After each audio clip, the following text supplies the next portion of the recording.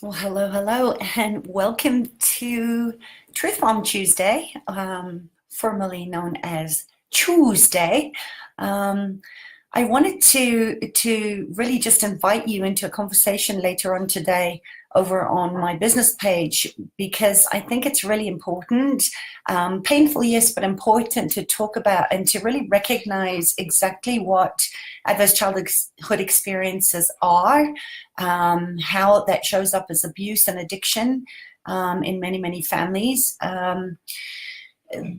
because of this lack of understanding of how our childhood informs us, and where we actually create attachment wounds and play out certain roles in our family dynamic. And I was really excited yesterday. I caught a bit of New Amsterdam, the TV series, hospital TV series on television yesterday, and I was really excited because I've seen this being coming into the fore, of mainstream television.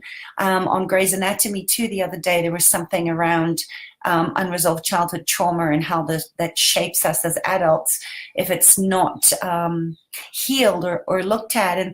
And I was really excited that in a mainstream hospital, a psychiatrist, is the guy that plays a psychiatrist in New Amsterdam, was doing what most medical professionals aren't taught, which is to ask questions about how was your childhood and what role did you play in your family dynamic. So I want to just play you a clip of this, and if this piques your interest, I'm going to talk about a little bit about what family constellations or family matrix work can look like, and the importance of looking at the system to see, what role did you play in your childhood? Were you the jokester or the trickster or the deflector or the rescuer, or maybe a combination of all of those to create safety for yourself when you couldn't run away as a child, you couldn't fight as a child. So we had to do the best that we could to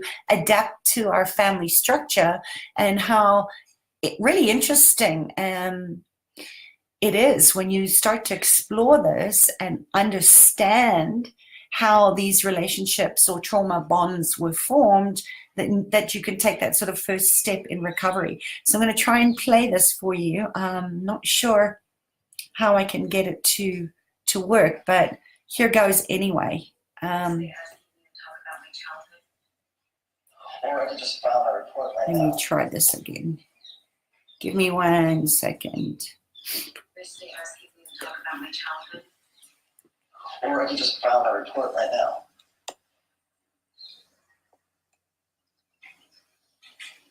Fine.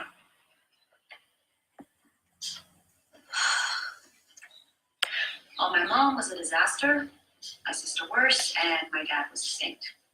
Big.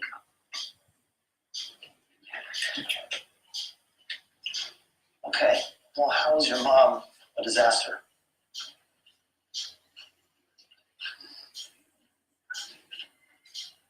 She's an alcoholic. Sorry. Yeah. Well, boo-hoo, right? She was part of this tacky Upper East Side crowd.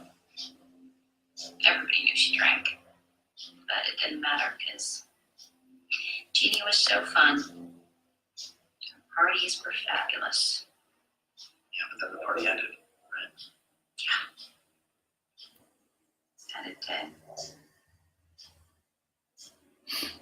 Then she started complaining about how Mr. Benson wouldn't flirt with her. How her soul was dry. Always something. Did she get mean? Was it physical abuse?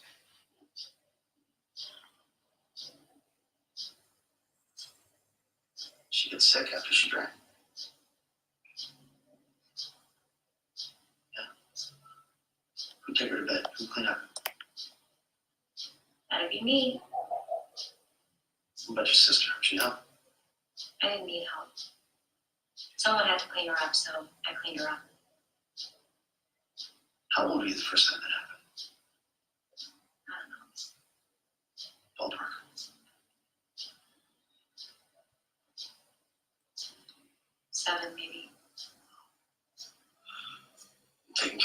before you became an ED doctor, huh?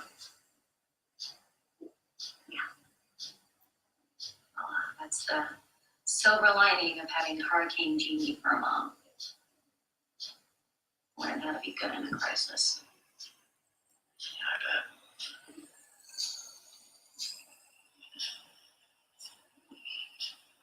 Sounds like your dad left you in quite a tricky situation. I didn't say that. No? You didn't say much about it at all. My dad took a 2-bed dermatology practice and he turned it into $1 million business. It's amazing.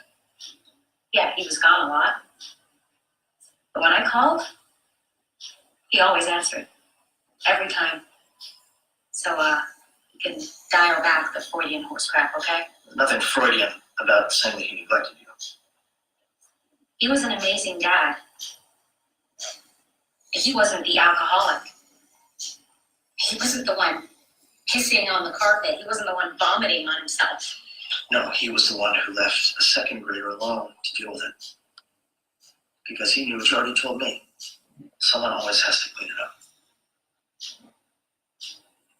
You just described him as an emotionally closed off workaholic who was in complete denial that his personal life was on fire. Who does that sound like?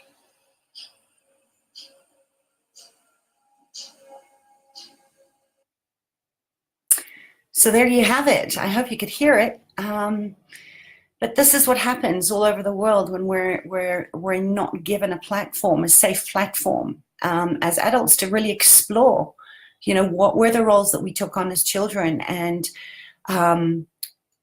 some of those old attachment wounds that are maybe coming up in your life and sabotaging your relationships or sabotaging your ability to reach the level of success or get the results that you want or find the love of your life, are actually being played out from these attachment wounds and where your child parts, right? The age that you were when you had to take on the role as rescuer, like that girl in that series, and that it's time to actually educate yourself and get some support in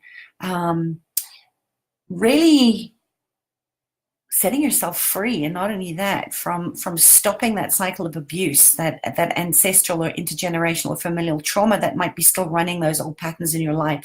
So if that interests you, join me later over on my business page, and I'm going to go through some of these archetypical roles that we take on as children based on our attachment style. And I hope you join me later. Bye.